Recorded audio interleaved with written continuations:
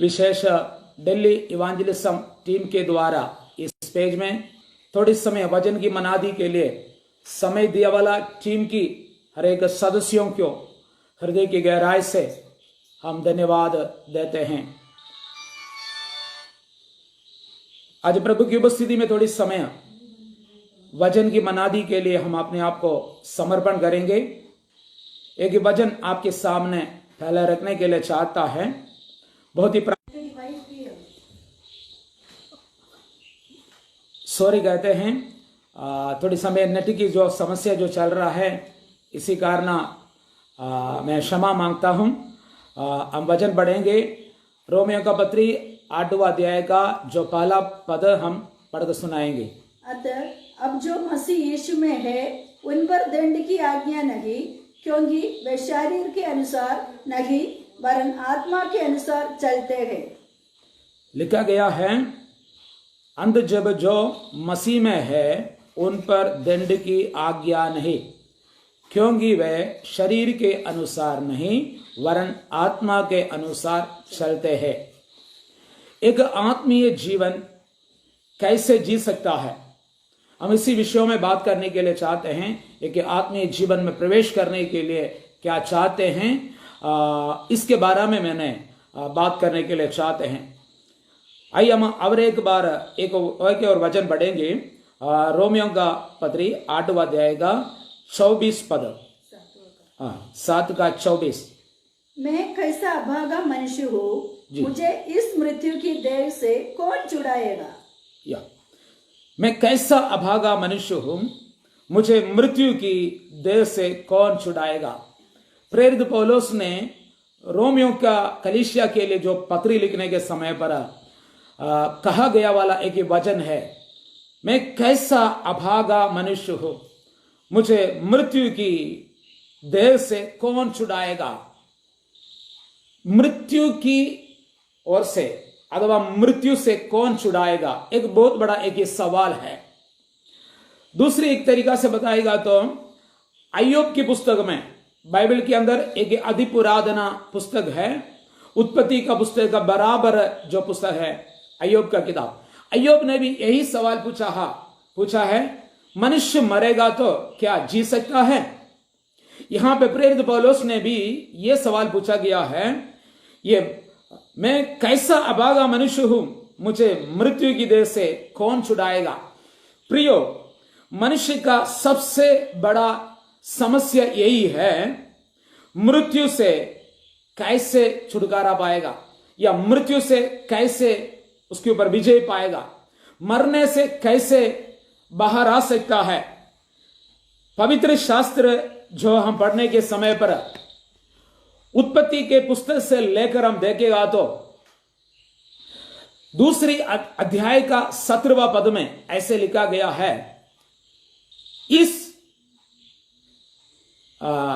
खाना अथवा जो फल जो खाएगा उसी दिन तुम मारे जाएगा। जिस दिन ये खाओगे उसी दिन तुम मारे जाएगा। प्रियो, वहां से शुरू किया था।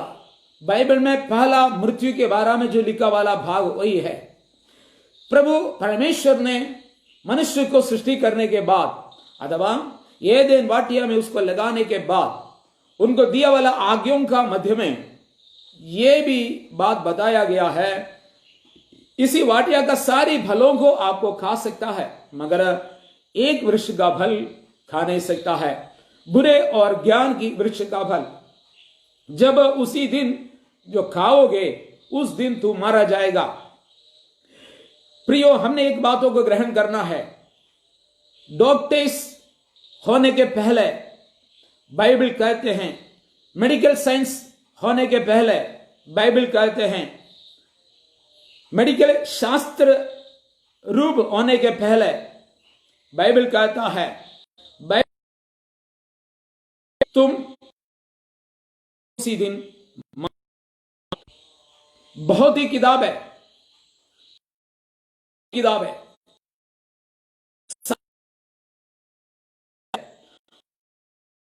मनुष्य का अंदर एक आज्ञा था, जो तुम फल खाओगे उसी दिन मारेगा। उसी मगर इसके की समाधान केवल वचन की अंदर से अथवा पवित्र शास्त्र से ही।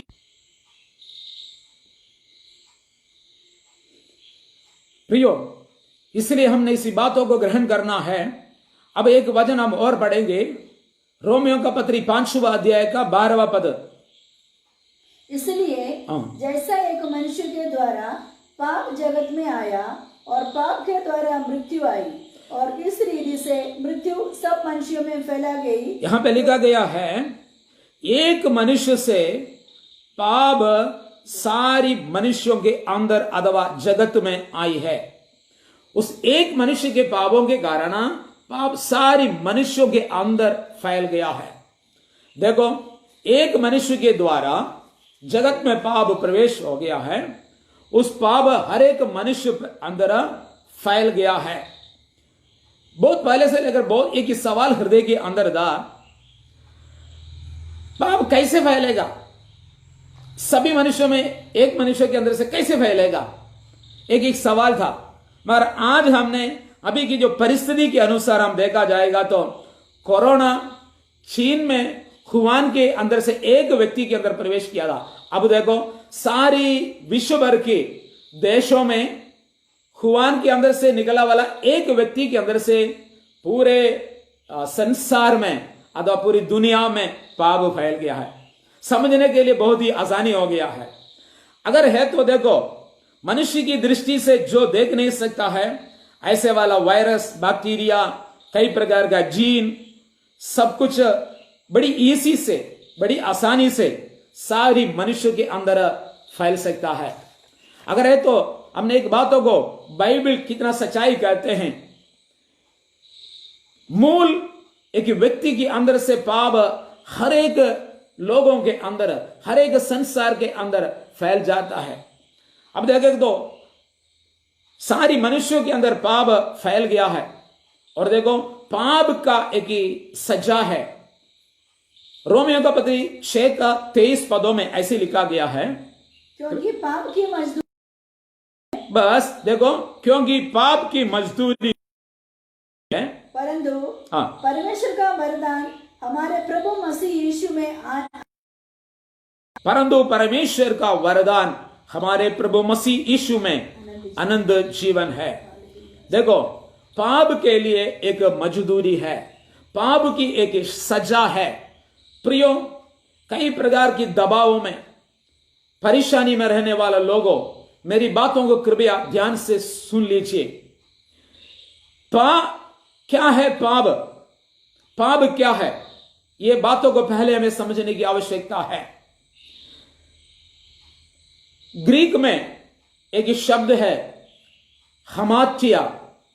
ये एक बाइबल का एक शब्द नहीं है, वास्तव में एक मिलिट्री पद अथवा एक फौजी लोग इस्तेमाल करने वाला एक पद है। फौजी लोग गोली चलाने के लिए उसको सिखाने के समय पर जो एक लक्ष्य रखाकर वो गोली चलाएगा। गोली चलाने के समय पर अगर उस गोली सही तरीका से उसमें नहीं लगा, वो अलग जगह पे या उस निशान से बाहर गया, तो उसके अधिप्रधान व्यक्ति हाथ उड़ाकर ऐसे कहेगा हमाटिया। इसके कहने का मतलब यही है, लक्ष्य से बिगड़ गया है, आप लक्ष्य से बिगड़ गया है। पापों के लिए इस्तेमाल करने वाला सही शब्द वही है, हमाटिया। परमेश्वर मनुष्य के लिए रखा वाला लक्ष्य से बिगड़ के जो चलते हैं, पाप हो जाता है। इसलिए प्रियो, परमेश्वर हर एक व्यक्ति के लिए एक नियुक्त लक्ष्य रखा गया है। उस लक्ष्य से कोई भी व्यक्ति अपना मन मर्जी से, अपना बुद्धि से या अपना इच्छा से जो जीवन बिताते हैं, अथवा परमेश्वर उनके लिए जो रखा गया वाला लक्ष्य से अगर बिगड़ गया है, तो उसके लिए कहते हैं हमाटिया अथवा पाप, लक्ष्य से बिगड़ने वाला। अभी क्लियर हो गया, मैं आपको समझ सकता होगा। अगली बात, पाप मनुष्य के अंदर क्या क्या कार्य करता है? पाप मनुष्य के अंदर क्या क्या कार्य करता है? एक हम पढ़ेंगे रोमियो का पत्री 6 का 14। तब तुम पर पाप की प्रभुता ना होगी, हाँ। क्योंकि तुम व्यवस्था के अधीन नहीं हाँ। वरन अनुग्रह के अधीन हो। अगर अनुग्रह के अधीन में है तो पाप तुम पर प्रभुता नहीं करेगा। अब सोच ले, उसकी ऑपोजिट अर्थ में वहां पे निकालने की जरूरत है।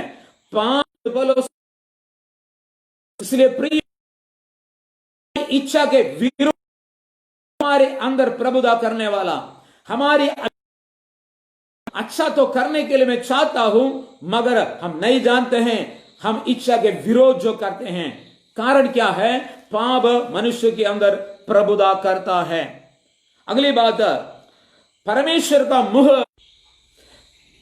का मुंह हमारे विरोध ढक जाता है, अथवा एक पर्दा डालकर अलग कर देता है, ढक देता है। इसलिए व्यवस्था विवरण का पुस्तक 31 का 18। उस समय में हाँ। उन सब बुराइयों के कारण हाँ। जो ये पराये देवताओं की और फिर कर करेंगे, निस्संदेह उनसे अपना मुंह छिपा लूंगा। अपना मुंह छिपा लूंगा। किसके लिए? परमेश्वर के विरोध चलने वाला, परमेश्वर की इच्छा के विरोध जीवन जीने वाले के सामने अपना मुंह को छिपा लेगा। अब देखो, परमेश्वर की मुंह से अपने आप छिपाएगा तो उसके बढ़कर कोई दुख भी नहीं है। परमेश्वर से मनुष्य दूर होना है सबसे। इसलिए प्रियो, एक व्यक्ति परमेश्वर के साथ और संपर्क में जो रहने के समय पर परमेश्वर जिस मनुष्य से दूर जाता है तो उसके अधिक दुख इस दुनिया में कुछ भी नहीं। इस बातों का मैं ग्रहण करने का आवश्यक। अगली बात, के अंदर वास करता है या बस। रोमियो का पत्री 7 का 17 पढ़े। उसका करने नहीं वरन पाप है जो मुझ में बसा हुआ है। पाप है, पाप की व्यवस्था के बंधन में डालती है। पाप की व्यवस्था के बंधन में डालते हैं। प्रियो, पाप हमें बंधन में डालता है, व्यवस्था के अनुसार हमें चलाने के लिए खींच के अपना कब्जाओं में हमें बांध कर रखते हैं। अब देखो दूसरी, पाप हमें दास अथवा गुलामी बनाता है। रोमियो का 6 का 16 से लेकर पढ़े। क्या तुम नहीं जानते कि जिसकी यहां पे लिखा गया है, पाप हमें अपना गुलामी दास बनाता है। प्रियो, पाप हमें अपना गुलामी में रखाकर, अपना अधीन में रखाकर चलाने के लिए कोशिश करते हैं। अब देखो, पाप हमारा जीवन भर अनर्थ को लेकर आता है। यशायाह नबी की किताब 3 अध्याय का 9 पदों में लिखा गया है, पाप हमें अनर्थ जीवन में घटना को लेकर आता है। उनका चेहरा भी उनके विरुद्ध साक्षी देता है। उनके चेहरा भी उनके विरुद्ध साक्षी देता है। वे सदोमियों के समान अपने पाप को आप ही बखानते और नहीं छिपाते हैं। बस यहाँ पे हमारे जीवन में कई प्रकार का अनर्थ पाप परमेश्वर की न्याय के सामने खड़ा करता है। और आगे लिखा है, पाप रखे हमें दर्द दिलाता है। पाप हमें दर्द दिलाता है। होशे नबी के किताब 13वां अध्याय का 12 पदों से लेकर पढ़ने के समय पर उस बातों का मैं देख सकता है। होशे नबी का 13 का 12 से लेकर, ओके पढ़िए। इब्राहिम का अधर्म घाटा हुआ है, उसका पाप संचय किया हुआ है, उसको जांच की सी पीढ़ियां उठेगी, परंतु वह निर्बुद्धि लड़का है जो जन्म लेने में देर करता है। यहाँ पे देखो, पाप हमें दर्द दिलाता है। इब्राहिम का पापों को परमेश्वर ने ध्यान से रखाकर उसके लिए सजा देता है। पाप हमें साथ वहां पे बच्चे को पैदा करने वाले बातों को भी देख सकता है। इसलिए मतलब पाप हमारा जीवन दर्द दिलाता है हमें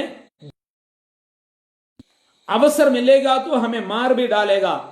रोमियो का पत्री 7वां अध्याय का 11वां पदों में पढ़िए।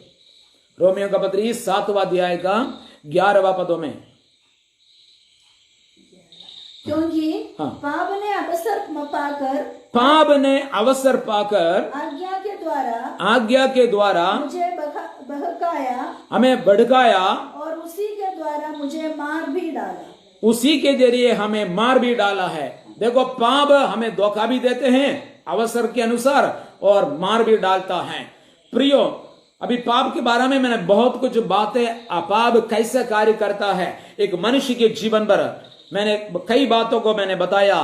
पाप प्रभुता करता है, पाप परमेश्वर की ओर से अपना मुंह को छुपाता है, पाप हमारे अंदर बसता है, पाप बंदी बनाता है, पाप अपने गुलामी करता है, दास बनाता है, पाप हमारा जीवन भर परिवारों में अनर्थ को खींच के लेके आता है या घटना घटी को लेकर आता है।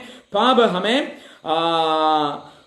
रेखाकर दर्द को दिया जाता है और पाप धोखा देता है और अवसर के अनुसार हमें मार भी देता है। प्रियो, परमेश्वर का वचन कहता है पाप के लिए मजदूरी है, पाप के लिए मजदूरी है। यहां पे लिखा गया पाप की मजदूरी मृत्यु है। या ये वो वचन और एक बार पढ़े, पाप की मजदूरी मृत्यु है, प्रभु यीशु मसीह में वो आशीष का उद्धार का कारण बन जाता है। पढ़ी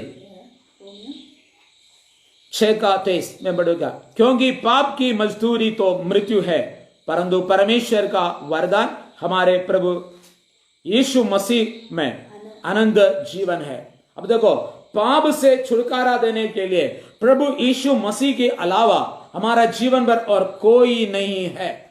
केवल यीशु ही हमें पाप से छुटकारा दे सकता है। पाप के लिए एक ही सजा है। प्रियो, पाप के कारण मनुष्य के अंदर निराशा, टेंशन,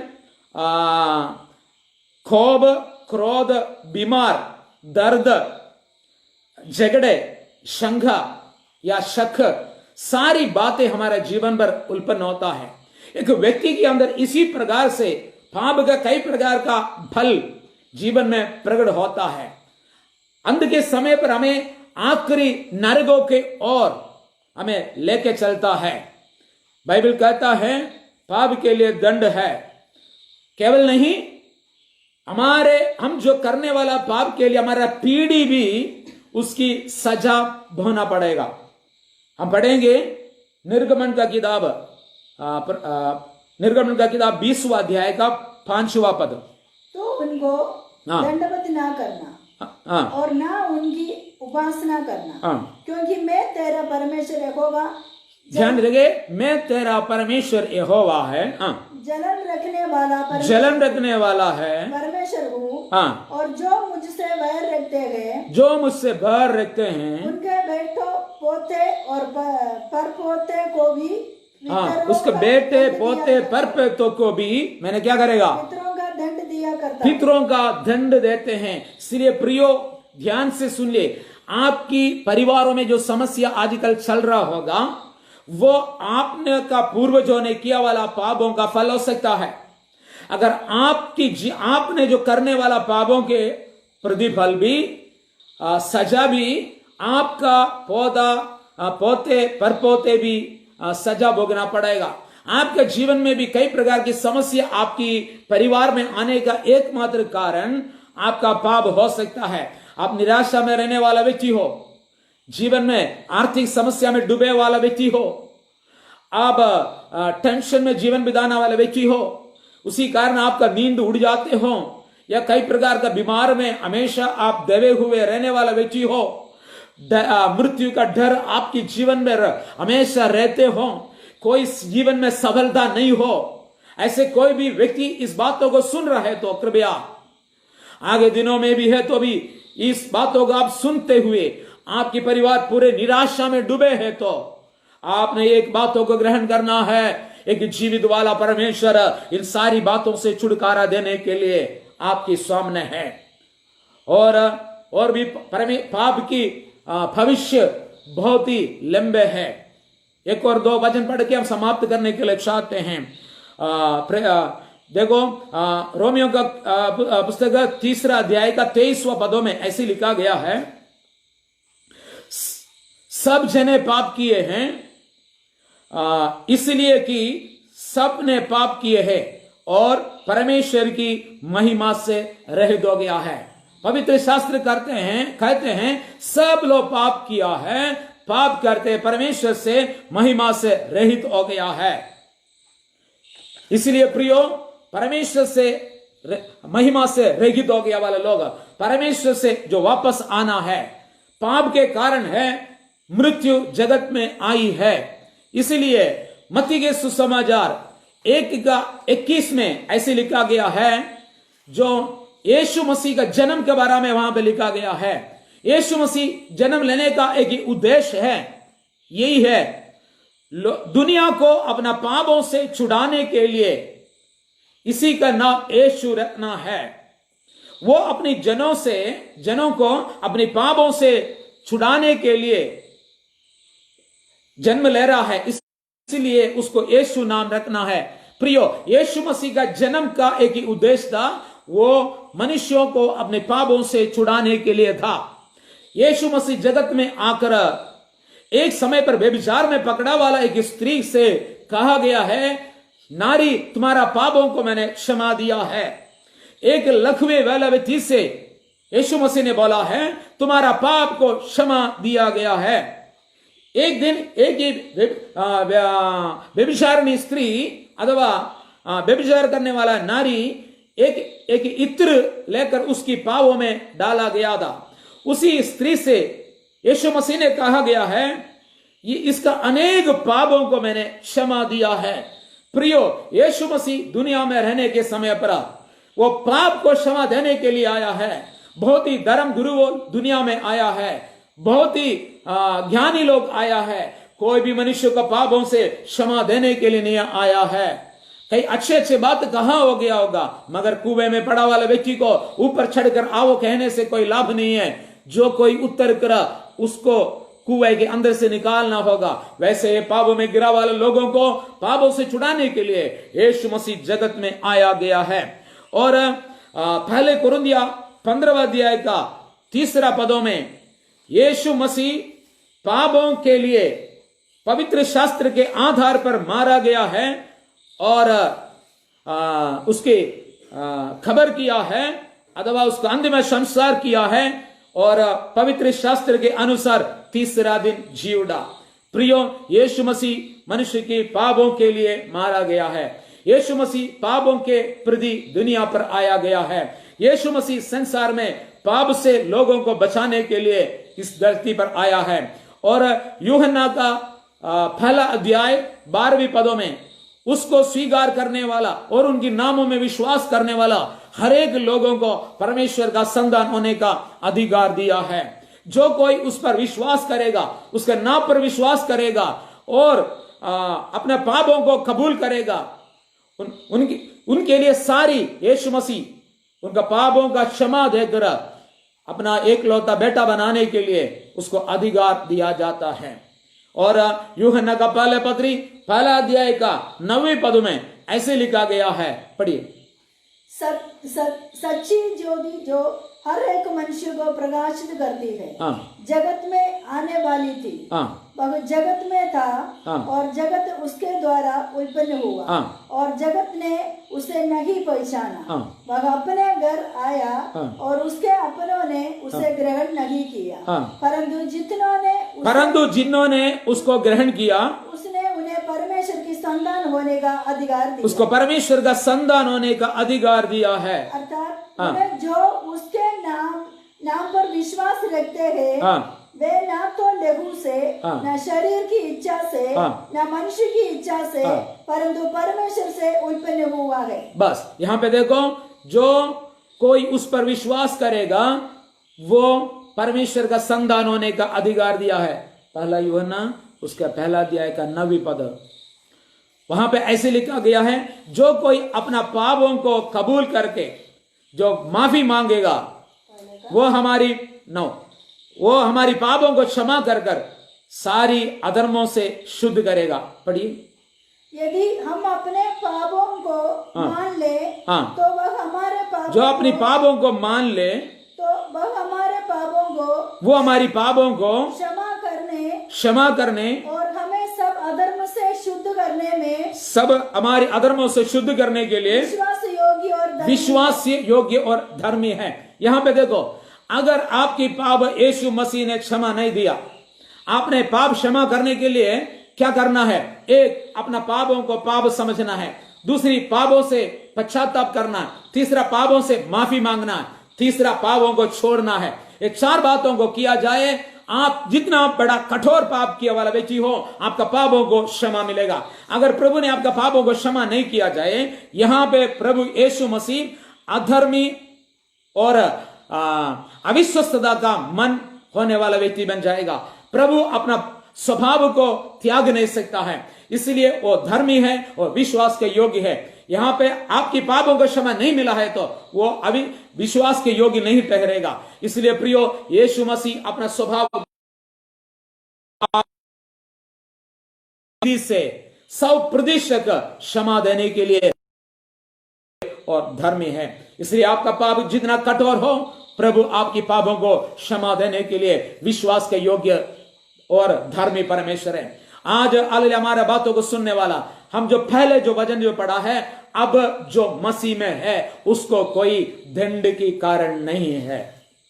आपकी पापों से छुटकारा पाने के लिए एक जीवित वाला परमेश्वर स्वर्ग छोड़कर इस धरती पर आया है। वो आपकी पापों को क्षमा देगा। प्रियो, आपके जीवन में जो भी समस्या है वो पाप का नतीजा है, पाप का परिणत फल है। इसलिए पाप से मुक्ति पाने के लिए, पाप से आजादी पाने के लिए, पाप से स्वतंत्र होने के लिए सर्वशक्तिमान परमेश्वर चाहता है और आपका बेटा बनाने के लिए चाहता है, आपको आशीष देने के लिए चाहता है, आपके बच्चों को भी, आपके नाते पोते को भी आशीष देने के लिए चाहता है। आपके कारण, आपके पूर्वजों के कारण आप जो पापों में हैं, बंधन में हैं, निराशा में, आप कई प्रकार की तमाम समस्याओं में डूबे वाला लोग है, तो आज मेरे सुनने वाला भाइयों बहनों, मैं बड़ी प्रेम से आपको यह सलाह देने के लिए चाहता है, जो व्यक्ति अपने पापों से बाहर आएगा वो अनंत काल का जीवन पाएगा, वो स्वर्ग राज्य का वारिस बनाएगा। वो और पाप आपके जीवन से मिटने के कारण आप मृत्यु से बाहर आएगा। सवाल यही था, इस हालेलुया मृत्यु की शरीर से मुझे कौन छुड़ाएगा? दूसरा सवाल यही था अय्यूब ने जो पूछा है, जो कौन हालेलुया मृत्यु से बाहर, मुझे बाहर लाने के लिए कौन है? इस मृत्यु का शरीर से मुझे कौन छुड़ाएगा? वो केवल यीशु मसीह सारी संसार को, सारी विश्व को, सारे लोगों को अपने पापों से छुड़ाने के लिए योग्य और महान परमेश्वर है। मनुष्य को पापों से छुड़ाने के लिए आकाश की नीचे, धरती के ऊपर और कोई नाम नहीं है, वो केवल यीशु मसीह का नाम है। उसी नामों में विश्वास करने वाला हर एक व्यक्ति को अपने पापों से उद्धार मिलेगा, मृत्यु से छुटकारा मिलेगा, आजादी मिलेगा। इसलिए प्रियो, इस बातों को सच है ये ग्रहण करें, ये विश्वास के योग्य है। प्रकाशवाद का पुस्तक में यह लिखा गया है, यह वचन विश्वास का योग्य है और सत्य है। इसलिए मैं मेरा जो वचन से विराम लेना के लिए चाहता हूं। प्रियो, आइए आंखों को बंद करें, हम प्रार्थना करें। हालेलुया। अब हमारी स्वर्गीय पिता पवित्र प्रेमी परमेश्वर, हम आपको धन्यवाद देते प्रभु जी। आज ऑनलाइन के द्वारा जो लोग वचन सुना गया है, उन लोगों के लिए मैं आशीष बोलते हैं प्रभु जी। जो कोई अभी भी अपनी पापों में जीवन बिताने वाला व्यक्ति है, तो परमेश्वर के साथ उनको कोई संपर्क नहीं है, तो अगर परमेश्वर से दूर चलने वाला व्यक्ति है, तो परमेश्वर हमारे लिए रखा वाला प्रभु जी लक्ष्य से बिगड़कर चलने वाला व्यक्ति है, तो प्रभु तूने कोई भी व्यक्ति अपने पापों के प्रति पश्चाताप, अपने पापों के प्रति प्रभु जी उनकी, मैं यीशु मसीह का नाम से उसके उनकी परिवारों को आशीष बोलते हैं। प्रार्थना करने के लिए धन्यवाद देते हैं। सारे आदर में आपको मिले, यीशु मसीह का पवित्र नाम में याचना करता हूं, सुनो और ग्रहण करके उत्तर दे हमारे स्वर्गीय पिता। लोगों को हृदय की गहराई से धन्यवाद देते हैं। विशेष दिल्ली इवांजेलिज्म टीम के लिए धन्यवाद देते हैं, उसके हालेलुया अगुओं के लिए, उसके नियंत्रण करने वाला परमेश्वर के दासों के लिए भी हृदय की गहराई से धन्यवाद बोलकर मैं विश्राम लेना चाहता हूं। प्रभु आप लोगों को बहुत ऐसे आशीष करे। आमेन आमेन।